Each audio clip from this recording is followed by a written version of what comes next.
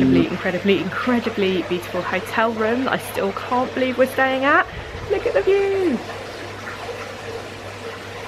Just amazing. I thought it was going to be really strange to sleep in a room with just 3 walls, but slept quite well actually. It does get quite noisy when the rain starts overnight, but to be honest it was also quite noisy in the last place we were staying at because it just hits the roof so hard that yeah, it's just going to wake anyone up. But it was actually a really relaxing night, and it's lovely being able to hear all the noises from outside. So our lovely villa that we were staying at was on the north of the island, and now we've driven down to the south, which is where the Pitons are, or the Pitons. I'm still not quite sure how you pronounce that, but if you're coming to St Lucia, please don't miss the south, because it's just incredibly beautiful. The drive down to the south was amazing. It gets quite mountainous, so we went high up into the mountains and we just had this incredible views of the bays down below, and then when you start to see the Pitons appearing in the distance, it's just so wonderful, and everything's so green and lush and rainforesty down here, and it kind of feels completely different to the vibe in the north. I've been to the Caribbean before. I've been to Nevis and Antigua, and I've also been to Cuba, but I'm not sure if that is classified as the Caribbean, so we'll leave that one out because that felt like a completely different experience anyway. But I have to say, until we came down to the south, St Lucia probably wasn't up there with my top Caribbean islands, but after seeing the scenery in the south, it is now right up there as my #1 destination in the Caribbean. It's just so beautiful, and it's so unique. It's not like anywhere else I've been in the Caribbean. So yeah, these views behind me right here totally trump anywhere else that I've been in the Caribbean. It is so sunny this morning. I'm just waiting by a little car. I'm about to jump in and go down to Sugar Beach, which is the nearest beach to the Ladera resort. I'm really excited because it's meant to be a really beautiful beach, but it is a little bit of a cheat because apparently they import the sand from Guyana. It is not local sand, and the reason they do that is because it's white sand, so they want it to look like one of those really tropical white sand, turquoise water beaches.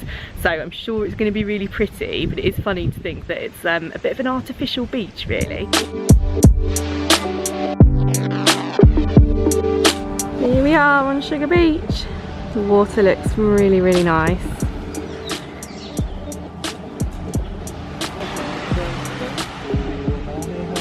Should we go and find somewhere to sit?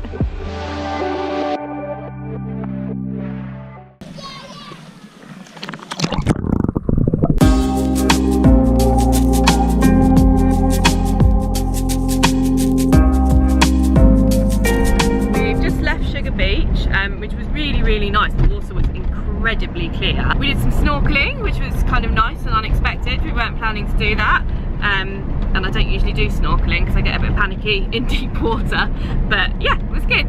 Saw some fish. Slightly confusing rules regarding the beach, because all the beaches here are public, which means anyone's allowed on them. The resorts can't have any private sections of the beach, but there's a big 5-star hotel down there who are definitely trying to claim it as their own and didn't really want you to go and sit on the beach in that section. They wanted to kind of herd you all into a sort of side section of the beach, which was slightly confusing, and also I don't think quite within their rights. So if you are heading that way or have had a similar experience, you will probably know what I mean. Are you ready for the world's only drive-through volcano? Here we go, she's lifting the barrier. Is it really the world's only? I have no idea. It's either the world's only or like the Caribbean's only. Or... Well, that's what they call it. They call it a drive-through volcano, Sam. Here we go, through the barrier. We're into volcano land now, and chicken land apparently. Oh. Lots of chickens. Oh. Get out of the road, chicken! Out of the road! There it is. We're driving past the volcano. Drive-through volcano. Oh, stinks. Sam doesn't like egg. So bad.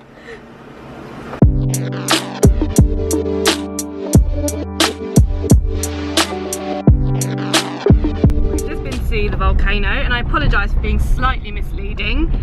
It is not the world's only drive-through volcano, it's the Caribbean's only drive-through volcano. The Caribbean's got 19 volcanoes, and that is one of them, and it's the only caldera.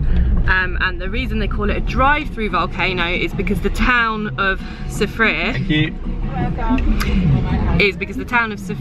is in the centre of where the volcano collapsed. So as soon as you drive into that town, you've driven through a volcano.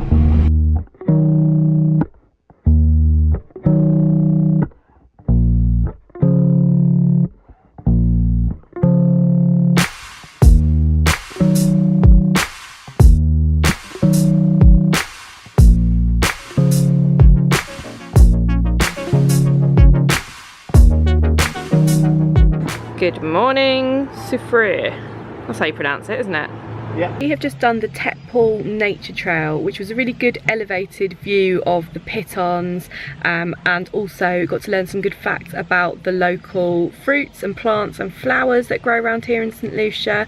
One thing that I've really liked about the kind of tourist things we've done here, this one and also going to see the volcano yesterday, was that you get a tour guide to take you round. You don't pay any extra for it, it's included in the entrance fee price, but it's just been a really good way of learning facts and things that we wouldn't have otherwise known. I've done loads of tours in the past where you just sort of walk yourself around, and I think here having the tour guides really makes a difference, and I feel like we've learned things that we wouldn't have otherwise known. It's actually our last full day in St Lucia today. We've got a late checkout tomorrow around 3 o'clock and then a night flight, so we might still be able to do something tomorrow with our day, but today is our last full day, so we're kind of trying to cram a few things in today. We kind of want to hit it all. We wanted to see a waterfall, we wanted to go to the beach again.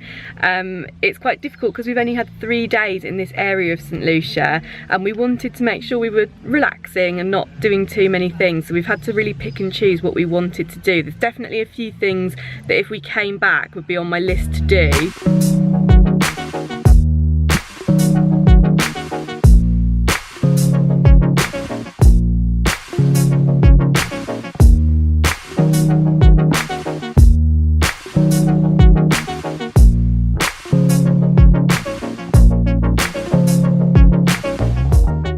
So Diamond Falls is high in mineral content because it's volcanic waterfall, so sometimes it changes colour depending on which mineral content is highest. I'm rubbish at explaining sciencey things, aren't I? Can you do that better than me? No, not really. Okay. Never mind, that's all you're going to get. And also you're not meant to swim in it, and I thought it was like because it was too hot or because it's too high in mineral content, but it might be because rocks might fall on your head. But obviously we just saw a guy swimming in it, and he had a photographer with him, so we decided that he was shooting his album cover. Or like he's a preacher, and it could have been like his, you know, spiritual journey. He was getting a bit spiritual in there. He was loving it. He did have beers with him though, so I'm not sure he's a preacher. So Coco, yeah? Don't bite, don't soak it. And after you split it, let me show you the inside of it. How is it? Quite nice. This water behind me is coming from the volcano, so it's actually really warm. It's like touching bath water.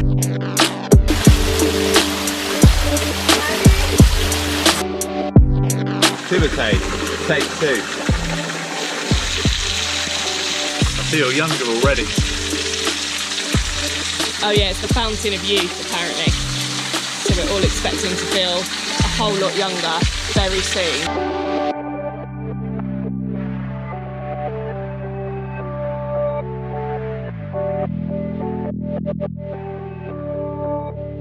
I also wanted to say just a few more words about going away without children, because obviously that's been kind of hard to get used to.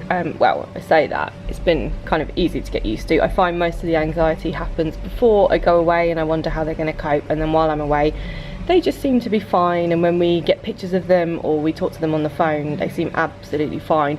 I am curious to see whether Otto actually registers that I've been gone when we get home, because he seems to have just adjusted completely fine. He seems to be having a whale of a time. I don't know whether he's actually thought to miss me at all, which kind of makes me a bit sad, but obviously I'm glad that he's so happy when I'm not there.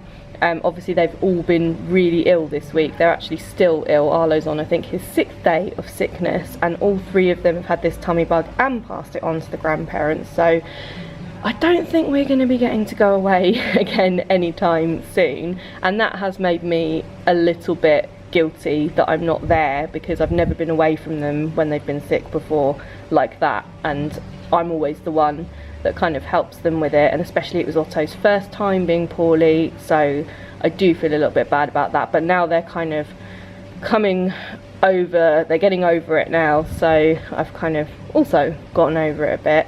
I'm just really grateful that we're able to go away without the kids and have this really wonderful experience, and I've read like 3 books, which has been amazing.